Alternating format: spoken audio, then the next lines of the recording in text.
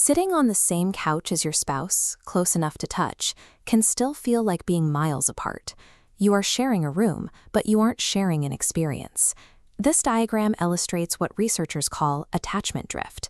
The daily logistics of work, raising kids, and managing stress act as physical wedges, slowly pushing your attention away from each other until you settle into a roommate phase.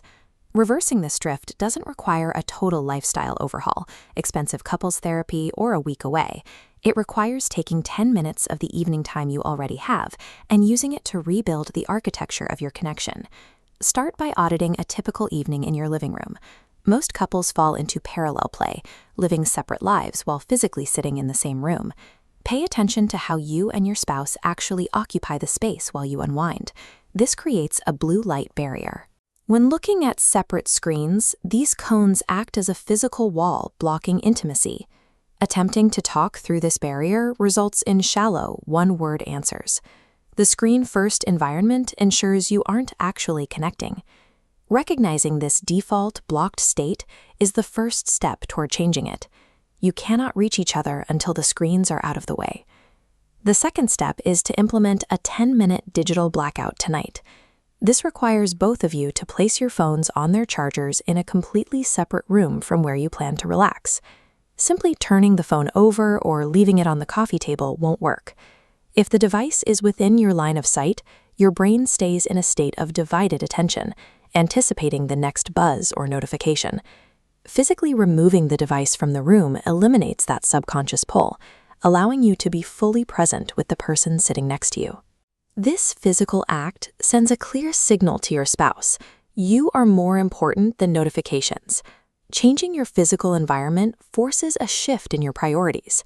Without the digital noise, you create the space necessary for a conversation to actually happen. Once the screens are gone, you have to bridge the silence. You do this by asking a spark question. To make this work, you must avoid the most common trap, asking, "How was your day?"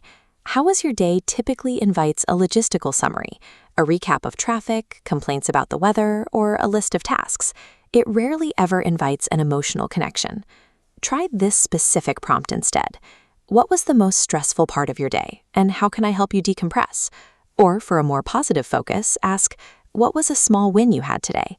These open-ended questions require more than a one-word answer. They invite your spouse to reveal their inner world, which begins to close the emotional gap that the attachment drift created. Over time, this 10-minute habit changes the trajectory of your evenings. It replaces the silence of a screen with a reliable window of time focused entirely on each other. The process is simple. Acknowledge the drift, remove the digital barrier for 10 minutes, and ask a specific, meaningful question. Swapping passive screen time for these brief, intentional conversations builds the foundation you need to handle larger stressors as a team. Put the phones in the other room tonight and try a spark question. Subscribe for more habits to strengthen your marriage, and click the link below to join our 30-day connection challenge for a full month of structured prompts.